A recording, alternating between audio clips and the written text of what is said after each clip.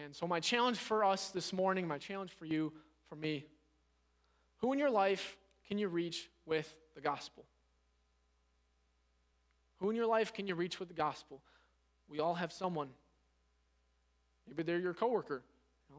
Got a lot of different workers, and you go in every day, and you sit within 20 feet of them for 8 hours a day, 5 days a week. And you never really get past the small talk of, oh, how's the weather? Well, it's always cold. Or how was your weekend? You never get past the small talk to the bigger issues at hand. And I think it's because we don't have that urgency. We don't have the mindset that this person, if they die, will not spend eternity with God.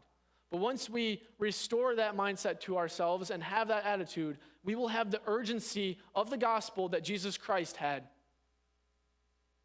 It may not be a coworker, it could be family, friends.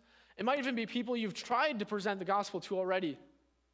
Or someone that you've known for 10, 20, 30 years, your whole lifetime, and you've been trying to bring them to Jesus Christ your whole lifetime already, and they just won't accept it.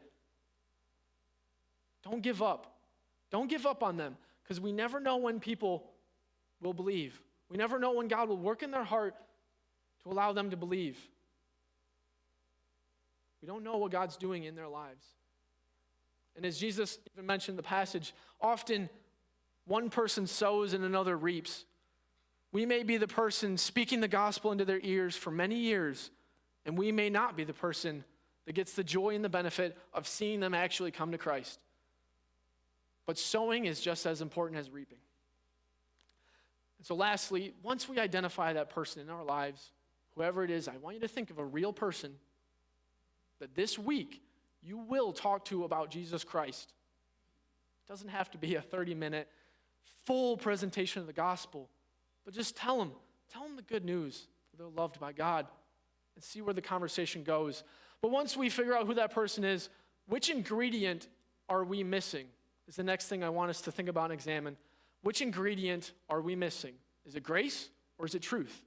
Like I said, we tend to fall on one side or the other. We tip the scales. It's difficult for us to be balanced.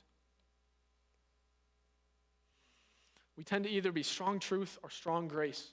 But Jesus has shown us that we need them both to create the winning recipe, the soul-winning recipe.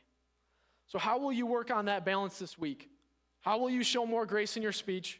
How will you stand firm on the truth, present it when it's called for?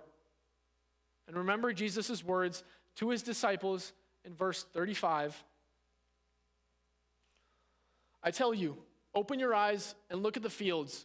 They're ripe for the harvest. People around us are ripe for the harvest to hear the good news of Jesus Christ. So let's be used by him and join him in the work of salvation.